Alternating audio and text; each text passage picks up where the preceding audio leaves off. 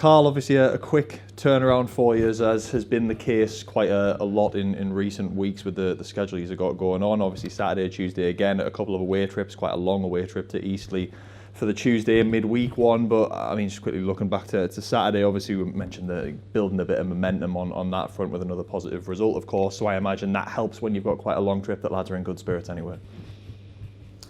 Yeah, it was obviously a really positive result at the weekend. Probably not our best performance, but there was lots in the game that we were happy about in spells.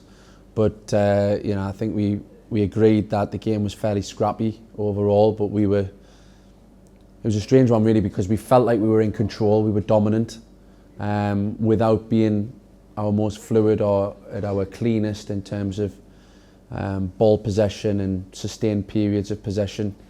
But we never really looked like we were ever going to lose the game, so that's a real positive for me. The lads, obviously with this week in mind, you know, a massive journey to Eastleigh midweek on a Tuesday. It was important that they recovered really well. We trained early this morning at Gateshead at the stadium to get away as early as we possibly could to get them at Eastleigh at a reasonable time. So I think we set off, 11:30, 12:15. We arrived at 7 o'clock. Apparently it's been a really nice day today, but we haven't experienced that being sat in a bus. But that's the nature of it, but it certainly helps the squad coming off the back of a good victory. Yeah, and you mentioned Eastleigh, of course, being the opposition tomorrow. I think they've been on a good run of form recently, have won a few in a row and are sort of climbing up the table and back up towards the playoff places, because I think, thinking back to the home game when we played Eastleigh, I think they were top of the league and unbeaten, and it was like a first, second game almost, but obviously not a side rather that, as we say, are in good form and so stern opponents, as they all are anyway. Yeah, really good team. Eastleigh are a very, very good team. Athletically, very strong. They commit bodies forward at speed, and like I say, they've got good strength and power in their team, particularly from an attacking point of view. And they're probably, in terms of their position in the table, I would argue that they underachieve really for the players in the squad that they have, the quality that I consider they have. You know, they were always a team, particularly when they had that rise and they came into the National League, or one that would compete in and around the playoffs. So they're now in a position where they can break into the playoffs, which is where they should be, in my opinion. They're on the back of 3 good wins, so it's a massive, massive task for us. We know that. You know, the travelling involved and the fixture schedule and all the rest of it. You know, this is far from an easy game, and like I've said previously, we have to be at our very best to get anything out of the game. Yeah, and you mentioned it being a tough test. Obviously, a bit of upheaval on the squad front in Callum Tripp returning to MK Dons, obviously with the parent club exercising their right to recall him. It obviously seems like when you get a bit of momentum and a bit of consistency, that there's always something pops up that kind of throws things into the blender a little bit. So what's been the sort of process on that? Yeah, well, we're used to this now, aren't we? You know, this season has just, you know, as a manager, has just really tested me in every possible way. So yeah, it's obviously a disappointment, Trippy going back. It means that, you know, we have to react really quickly to get another body in when we didn't anticipate having to do that. Jonesy as well, another player that started the game at the weekend who probably won't be available. So, you know, you start to build a bit of momentum, and then, you know, 2 players from a very good victory at the weekend are now not available for this fixture. So, but like we have done all season, you know, all the disappointments and the difficulties that have been thrown our way, we react as best as we possibly can, and we give everything to win the game. Obviously, Trippy's situation is simple.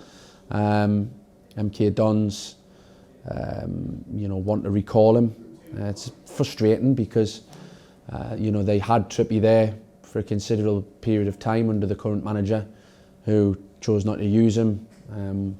We then felt like we could give him football regularly till the end of the season, and he's decided to pull him back. But listen, that's the nature of loans. He's their player, they dictate it, and you know, they don't owe us anything or what have you, or have sympathy with our situation. So we get on with it, suck it in, we react to it, and hope we can take positives from the next game as a result of it.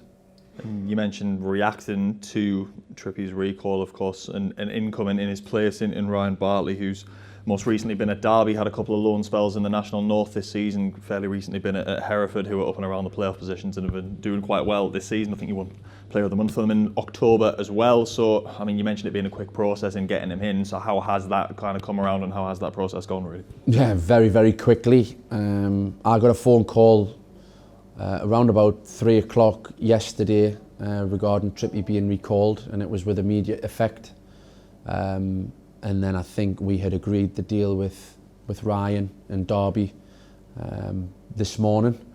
So whilst we were training, and then we set off, and Ryan joined us at Leicester, jumped on the bus. So he showed real commitment and willingness to be a part of the squad and be a part of the club. Obviously it's a permanent, which is great. He's a young player, you know, very ambitious kid. So those types of players on permanents are ones that we're always looking to add. And then him as a player, he's very powerful, athletic. He's a big lad, so he'll add pace and athleticism to our back line.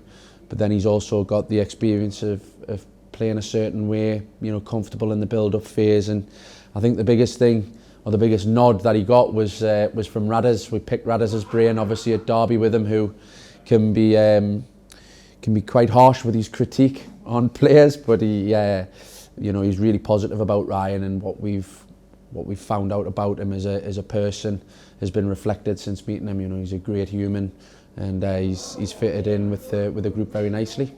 And you mentioned a little earlier in terms of Jones, he obviously came off at half time at Solihull. I think he had a bit of a collision with the advertising boards in the first half. I'm not sure whether that was anything to do with his injury or anything like that, but obviously with, like you say, Jonesy having a potential issue, Trippie going back, Ryan then coming in, I suppose it's all change on the defensive front, which I suppose is maybe one place, well, not that you don't want consistency everywhere, but especially defensively, given the way that you play, consistency is going to be key in that area. So really, how are you looking ahead to dealing with that situation for tomorrow?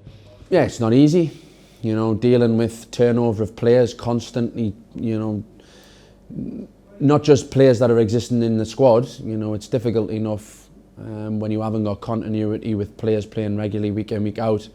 But then when you bring in a player in who is a completely new player, you know, never experienced playing our way, and as you know, our defenders and, you know, the fans and people who watch us know, it's a really demanding way of playing. So it's not easy at all, and we have a decision to make over the next 24 hours in terms of how we go about filling the void of Trippie and Jonesy. So there'll be a lot of thought goes into it with, you know, for myself and the staff in terms of how we can, or what we see as the best team to go out and get the 3 points. But it's not easy, but we're not going to sit and moan about it. You know, we've been through enough disappointments this season. It's not something that we're really into. It's something that we've been accustomed to now, where we have to react and just make the best out of the situation, and that's exactly what we'll do.